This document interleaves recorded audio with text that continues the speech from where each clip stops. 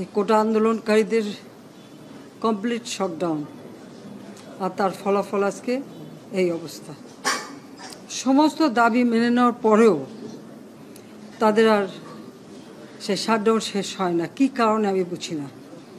আমরা তো সম্পূর্ণ দাবি মেনে নিয়েছি, একটা মানলে আর একটা, আর একটা মানলে আর একটা, আর এর ফল আজকে জ্বালিয়ে পুড়ে সব একদিকে সরকার, আর আজকে কত মানুষ জীবন হারালো, কতগুলি মানুষ পঙ্গু হয়ে যাচ্ছে, কতগুলি মানুষ।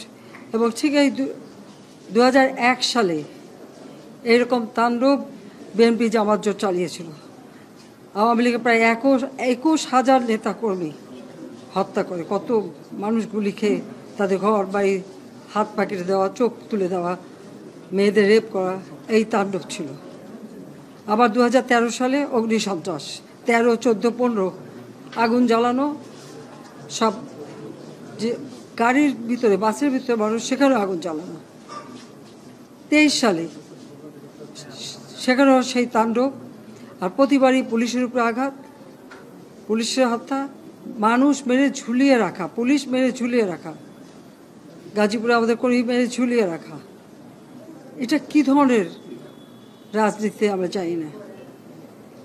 যেখানে দাবি করেছে প্রত্যেক দাবি আমরা মেনে নিয়েছি।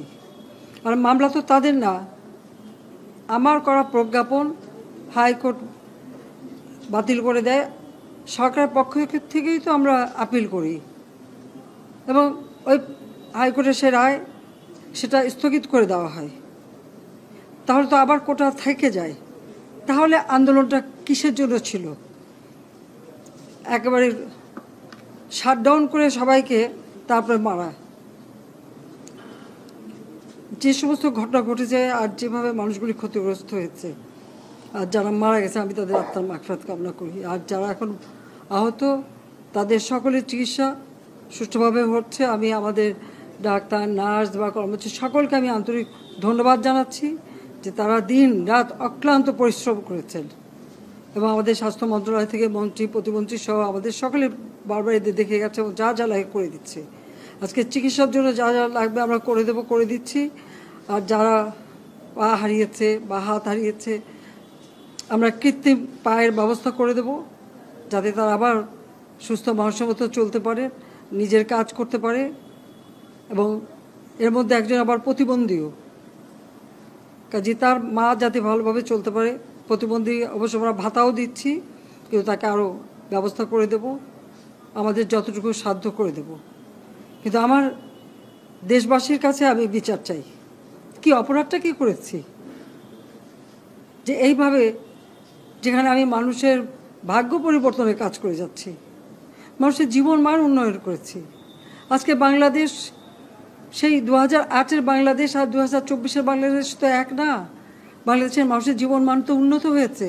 আমাদের অর্থনীতি আজকে কত কত উপরে উঠে গিয়েছিল, এবং এটা মনে হলো যে এটা আর কিছুই না। এটা আমাদের অর্থনীতিকে সম্পূর্ণ পঙ্গু করে দিয়ে বাংলাদেশকে আবার ভিক্ষুকের জাতি করে দেওয়া, এটাই বোধহয় এদের পিছনে ষড়যন্ত্র।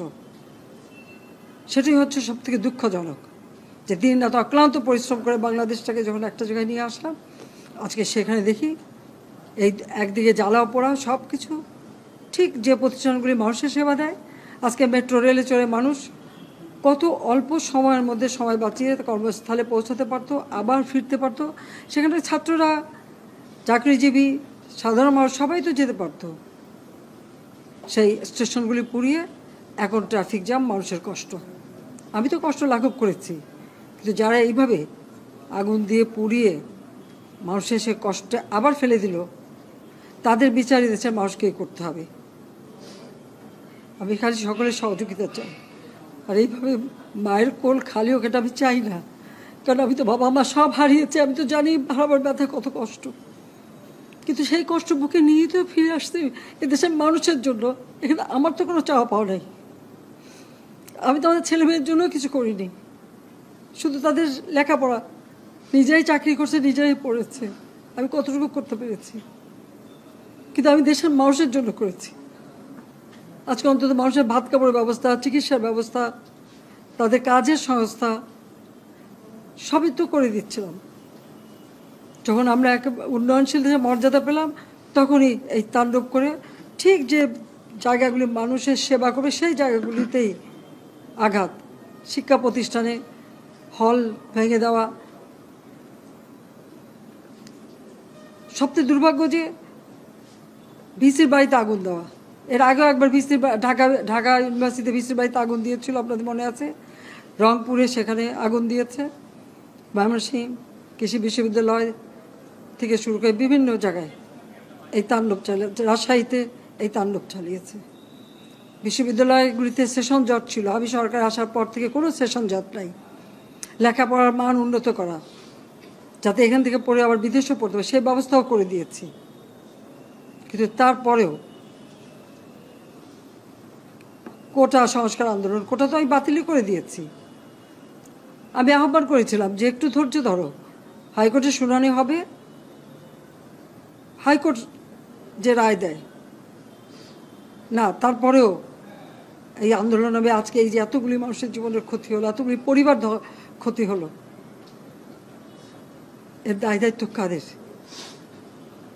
আমি দেশবাসীর কাছে সেই আহ্বান জানাবো যে এই ধরনের ধ্বংসযজ্ঞের জন্য এই দেশকে নিয়ে আর কেউ চালাতে না পারি। আমি সকলে সাহায্য চাই, আর আমি চাই না এভাবে মায়ের কোল খালি হোক আর এভাবে মানুষ অসহায় হয়ে পড়ুক।